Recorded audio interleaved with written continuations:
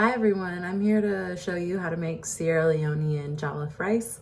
It's a traditional West African recipe. This is just the Sierra Leonean version of it. I grew up eating it for lots of like parties and functions, typically served with like some roast meat, plantains, and yeah, my mom likes it with coleslaw, so I feel like I have to mention that. She mixes them up and emphasizes how delicious it tastes every time we have it together. And so yeah, let's get into it. So you're gonna start by getting 3 cups of rice going. Just plain rice. You can use leftover rice. It's actually a great way to use leftover rice. I describe jollof as West Africa's version of fried rice.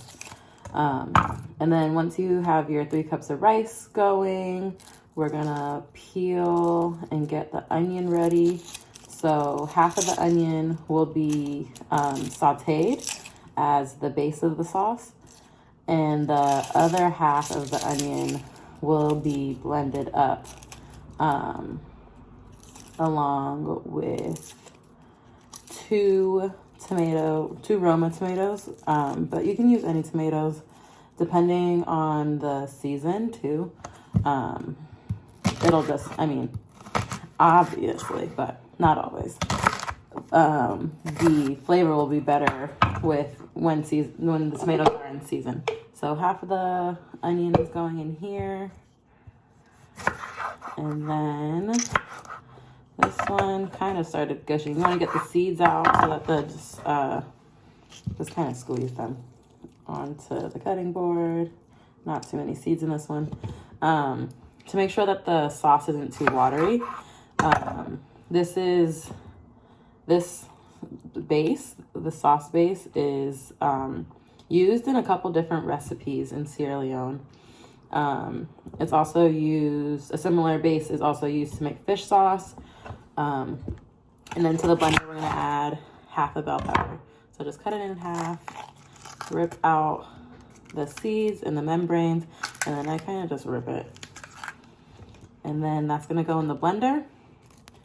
And I made a mess over here, but now you can't see it. And then I'm gonna cut that off, make it slightly easier to peel, even though you saw me struggling earlier. This one is much easier. And get this sliced up.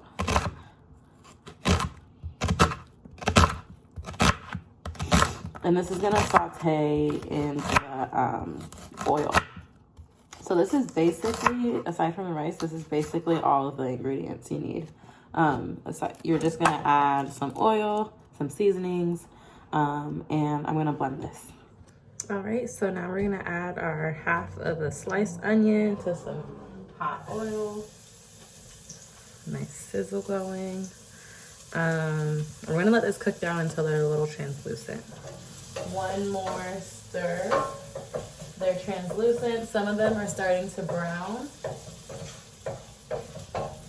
And so we're gonna add the blended up. This is the blended half onion, half bell pepper, and 2 Roma tomatoes. And again, you don't have to use Roma tomatoes, but find something that's like comparable in size. So maybe like 1.5 beef eaters, or like maybe like 2/3 pint of cherry tomatoes. Again, this is a great, I didn't mention this before, but this is a great recipe to use up like tomatoes that are a little old or a little soft.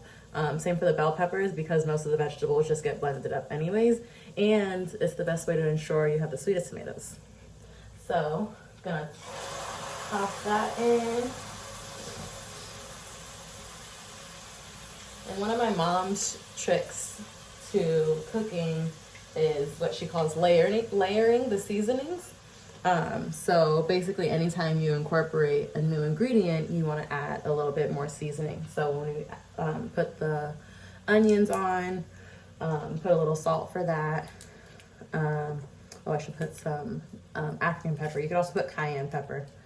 And then with the tomato, the blended tomato puree, gonna add the bouillon cube. And you can use any kind of bouillon cube. Now we're gonna let this cook down. And you wanna let this cook down until it's like a bright red. The tomatoes are cooking nicely and they're a much brighter color now.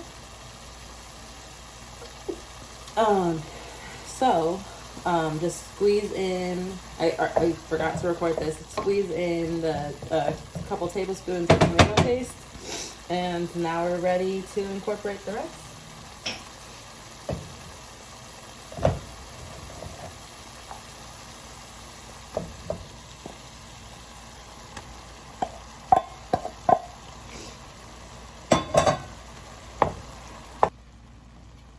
Just want to make sure this is nicely incorporated. Turn the heat off. And when it's done, it'll be almost like a pale orange, sort of like peach color. We make this a lot in the summertime with barbecue ribs and some coleslaw. But yeah, all sorts of things. Just, grilled meats, grilled veggies. I'm actually gonna cook this up with some sauteed asparagus and mushrooms for today. Found a secret stash of sauce, but that's pretty much it. Let's do a little taste test. Ooh, it's hot.